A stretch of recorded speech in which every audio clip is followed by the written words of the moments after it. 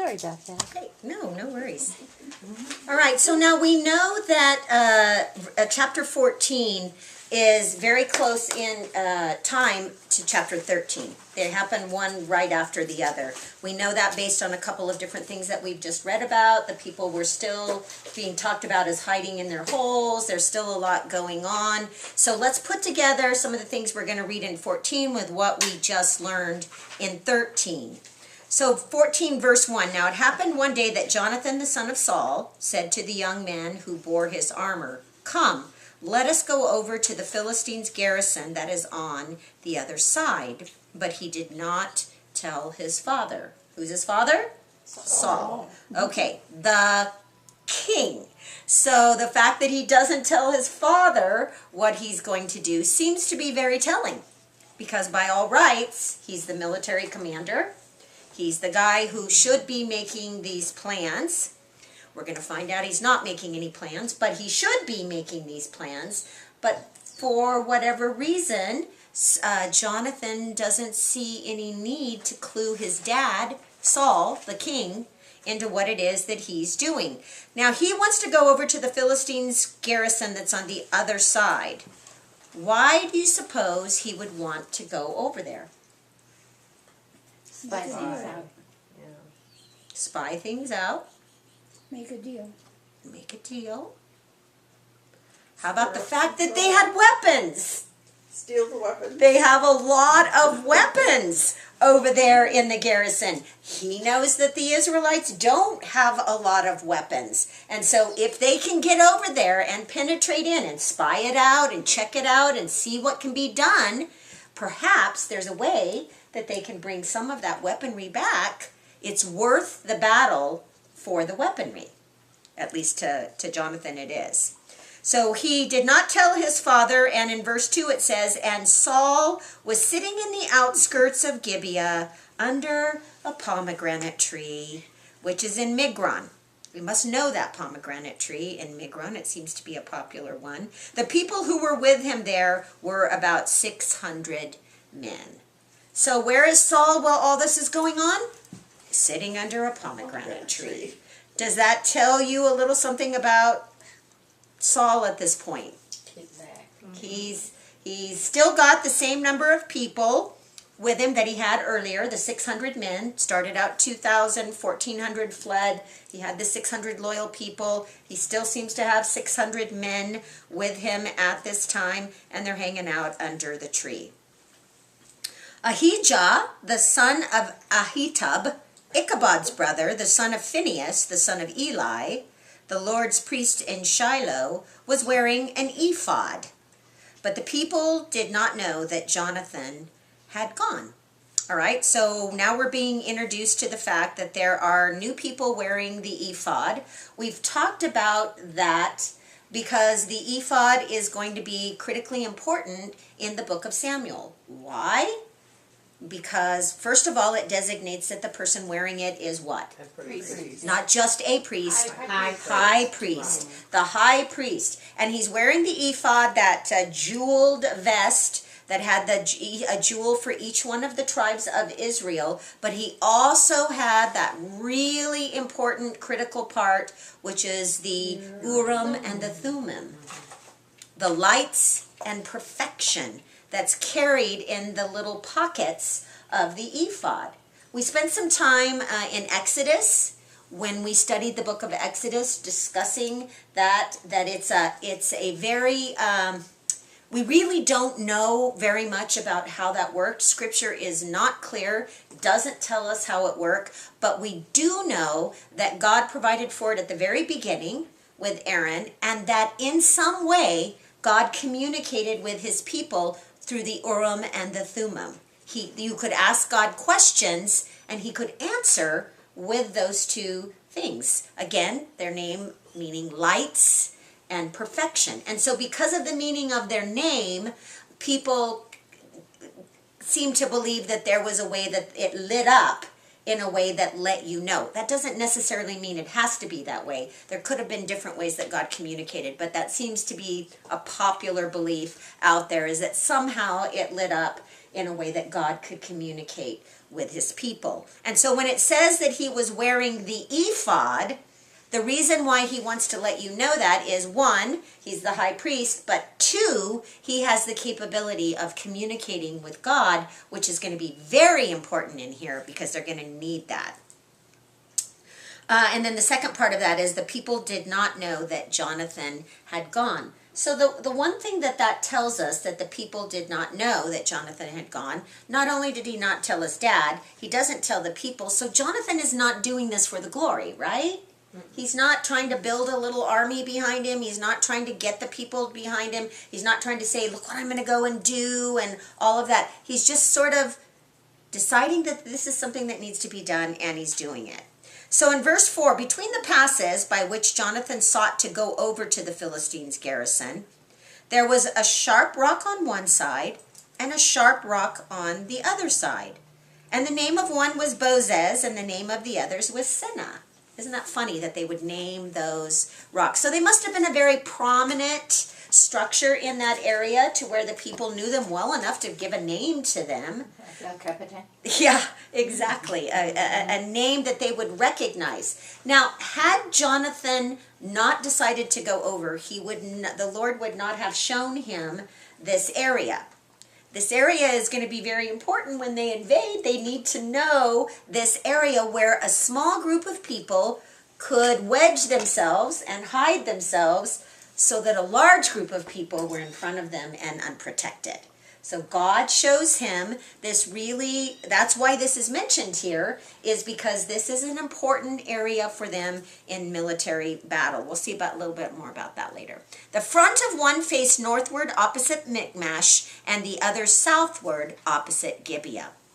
And then Jonathan said to the young man who bore his armor, "Come, let us go over to the garrison of those uncircumcised. It may be that the Lord will work for us. For nothing restrains the Lord from saving by many or by few." So he's asking his armor bearer to go over there. What is that when he says that? What does it make you think about Jonathan? Great faith. Yeah. It's a good Man of God, yeah. it's a good example of his understanding of God, right? You don't need to have 30,000 chariots and 6,000 men and all of the things that we just read about that the Philistines have. God can work through many, or he can work through a few. It doesn't matter because the power lies in the hand of God. And so even with his father, Saul, Jonathan seems to have developed this really great faith, and we're going to see that over and over again as we read about Jonathan. 7, so his armor bearer said to him, "Do all that is in your heart. Go then. Here I am with you according to your heart." So a very loyal servant with him. Unnamed. Unnamed. Holy Spirit. And so these armor bearers, each important person would have an armor bearer who would go into battle with them and literally carry the armor of the person so that they would never be without. And so armor bearers put themselves into great harm's way. They're the protector, like the bodyguard of the person who goes in. And so this guy and Jonathan are very close, obviously, and totally trust each other. 8, and Jonathan said, "Very well, let us cross over to those men, those uncircumcised men, and we will show ourselves to them. And when we show ourselves to them, if they say to us, 'Wait until we come to you,' then we're going to stand right here where we're at, and we're not going to go up to them." That'll be a negative sign if they say, "Wait." But if they say, "Come up to us," that's going to be a positive sign. We're going to go up, because that means that the Lord has delivered them into our hand, and this will be a sign to us. So how do you suppose Jonathan figured that out? God had to reveal I that. told him. It had to be, didn't it? It would, I mean, that's not something that you would just come up with on your own and then say, okay, God, now perform on demand. Right. And do that. So from this, I think that we can assume that God has let Jonathan know in some way that this is going to be the sign to them. Maybe whispered in his ear. We don't know. Scripture doesn't tell us that. But for him to come up with this saying, if they give us a negative sign, we'll stay here. If they give us a positive sign, we're going to go up because the victory is going to be ours. Lets us know that this is something that God has revealed to him. Verse 11, so both of them, that's Jonathan and the armor bearer, showed themselves to the garrison of the Philistines. Boy, that takes a little bit of nerve, doesn't it? I mean, I don't know what they had in their hands or anything, but that's pretty nervy. And the Philistines said, look, the Hebrews are coming out of the holes where they have hidden. So we read earlier that they were hiding in every hole and little cubby and cave that they could. So they're kind of mocking them and making fun of them. Then the men of the garrison called to Jonathan and his armor bearer and said, come up to us and we will show you something. So they used the very words, the fulfillment of the sign, because Jonathan had just said, if they say, come up to us, we'll go up there for the victory is ours. And so they do. They say, come up to us and we have a little something, something we want to show you. So Jonathan said to his armor bearer, come up after me, for the Lord has delivered them into the hand of Israel. And Jonathan climbed up on his hands and knees with his armor bearer after him, and they fell before Jonathan. And he came after him, and as he came after him, his armor bearer killed them. So working in unison, Jonathan and his armor bearer are slaying this garrison of Philistines that they've come across. 14, the first slaughter which Jonathan and his armor bearer made was about 20 men within about half an acre of land. So they're together fighting this, certainly not divided. Keep in mind that this is the human side of an affirmation here. God's using the humans, Jonathan and the armor bearer, to do something that he has decided for them. That's important because we're going to see another sign coming. I wonder if it's important, wonder why he specifically says on a half an acre of land. That's a small amount of land for 20 people to be killed on. Mm-hmm.